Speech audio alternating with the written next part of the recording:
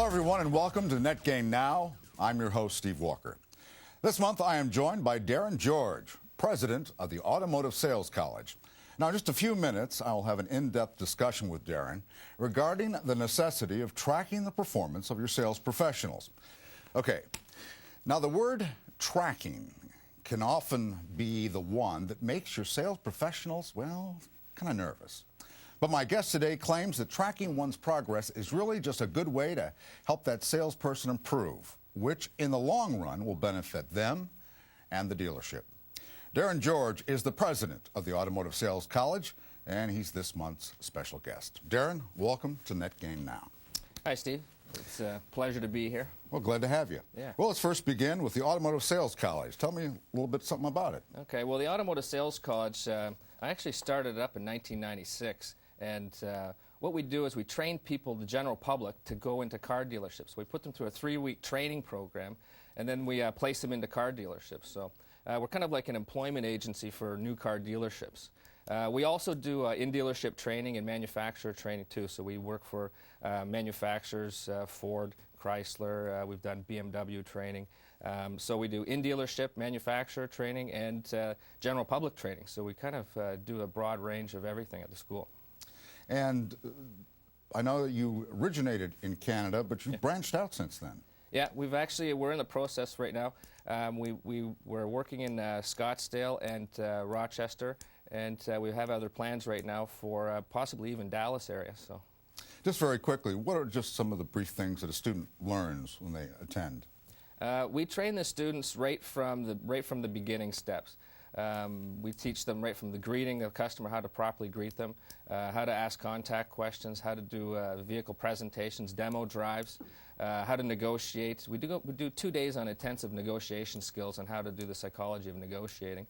We teach them on worksheets. We teach them how to customer prospect, marketing, leasing. We teach them everything. When the students leave our course, the Green Peas, when they leave the 3-week course, they're actually it's about 2 years of knowledge that they've gained, and they can talk just like any good sales manager, even almost like myself after they're done our course. So that's our goal.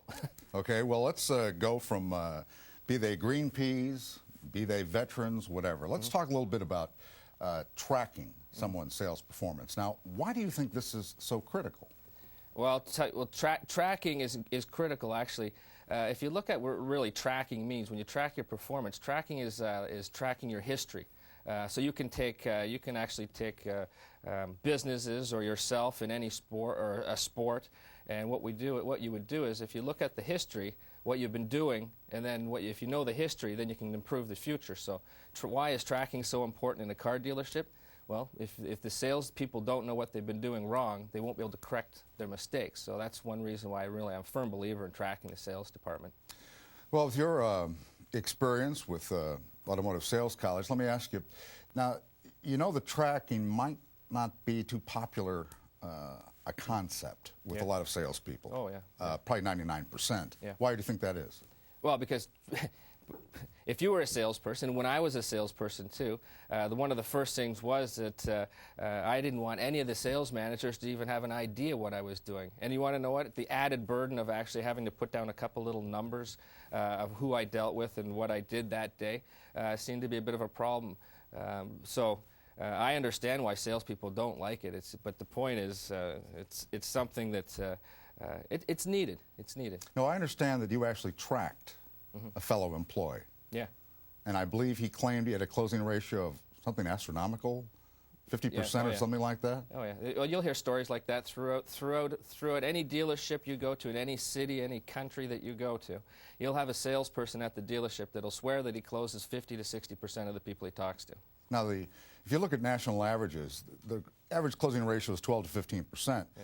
However, we also know the research shows that a good percentage of those, well, let's say 10% are laydowns. Yeah. So then that's to say that the sales folks out there are only making an extra, 2 to 5% sales on their own? Yeah. And the reason why that's kind of a funny statistic is because if the 10% of the people that walk through a dealership they've already bought the product when they walk into your store. Now, what the problem is the number one reason why people will buy from your dealership, if you own, if you're the owner of the dealership, the reason why they're going to buy at your dealership is due to the salespeople. And if they don't buy from your dealership, I'll tell you right now, it's also due to the salespeople.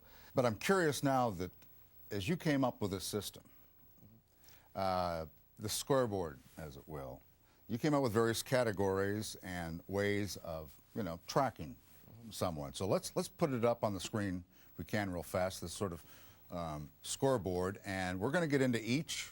We're going to talk about Doug and Debbie and Russ, but just overall, describe a little bit of the scoreboard that we're looking at here. Okay.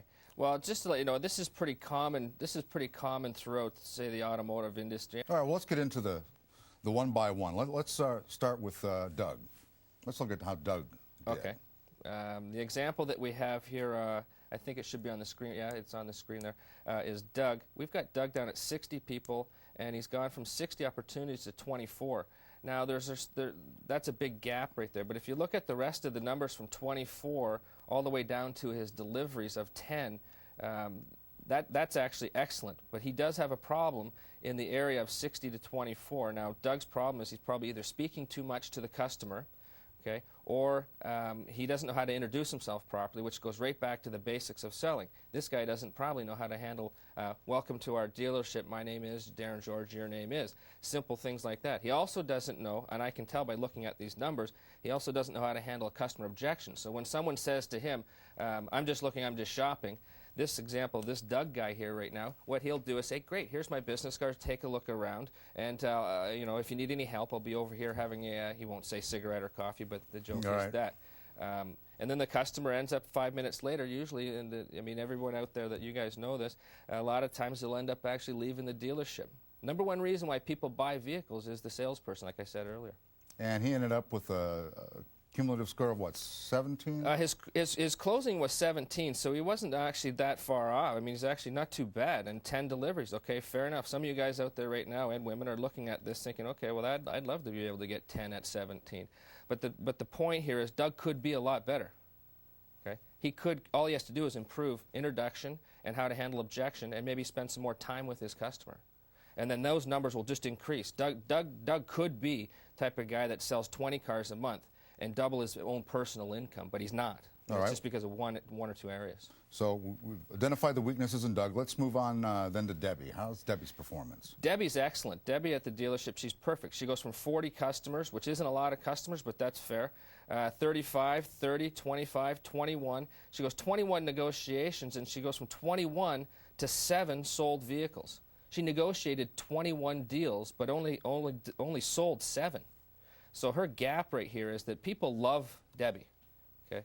But the problem is she doesn't know how to close them or negotiate with them. So when they get right into the pinch, they like her so much that she ends up giving them the little pat on the back and saying, okay, Steve, thanks. You go home and think about it and give me a call tomorrow. So the customers actually leave, and then they go down to another dealership, and they'll end up possibly buying a car from someone else only because that's why they went out to do this. Of course, aren't those the two major areas most salespeople have problems with? Closing and negotiations? Closing and negotiating.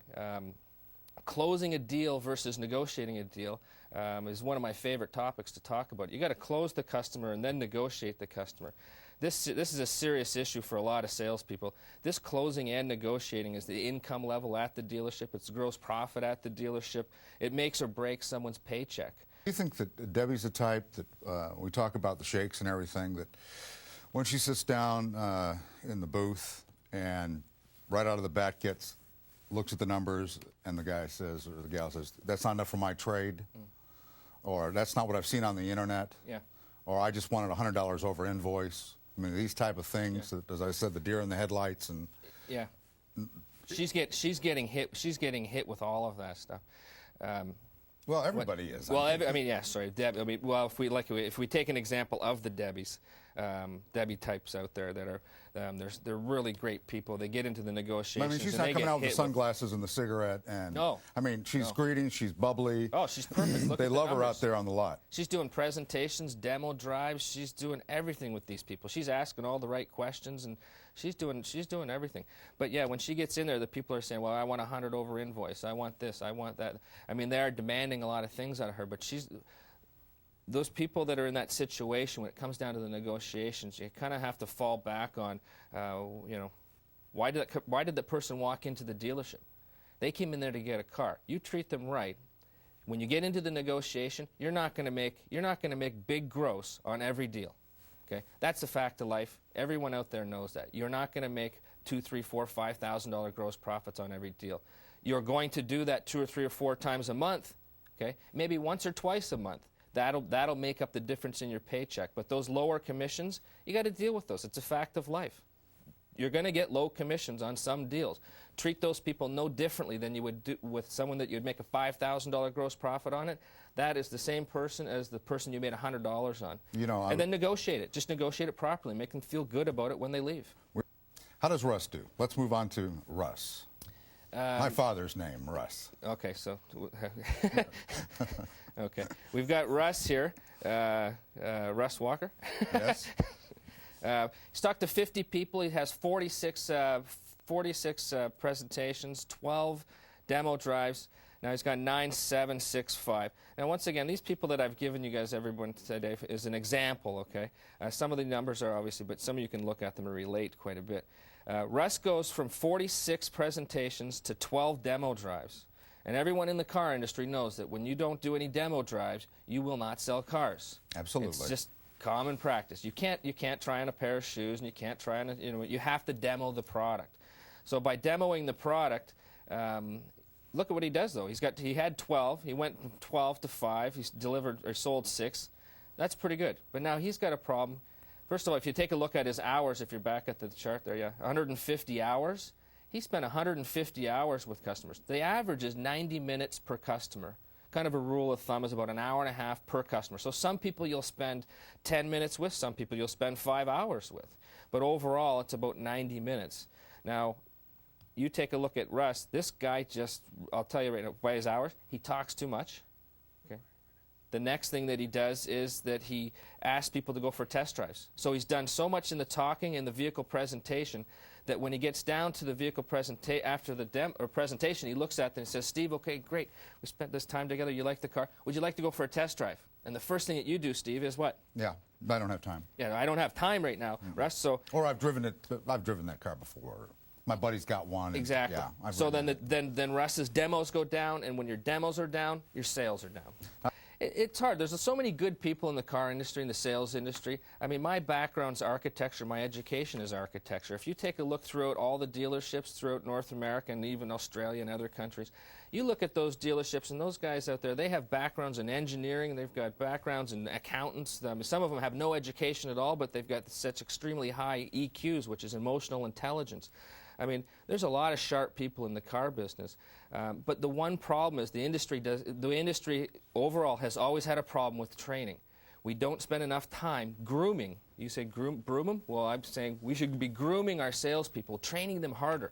When you train the salespeople harder, instead of firing them, spend the time and train them on, say, the weaknesses of the example, Doug, Debbie, and Russ. Train them in those areas. Find out where the weaknesses are, and then train them. Fix it. That's it. Number one reason, I've said it a couple times already, number one reason why someone's going to buy from your dealership is your salespeople. And if your salespeople aren't professional, your sales are going to be down. I mean, I'm impressed by, you said you started in '96? Yeah. And just the amount of growth that you've had. Oh, yeah. And the acceptance that you've had. I mean, and this is a very cynical industry, as you well know. Yeah. So it seems like you've hit a nerve with well, no, dealerships. I mean, like I said, we've opened up a school. Darin, that's some great stuff, and finally have a tool, I think, that really let every manager know just how his folks are doing and where they're weak and everything. Yeah. Well, I want to thank you for being with us today, and I want to thank you also for joining us as well.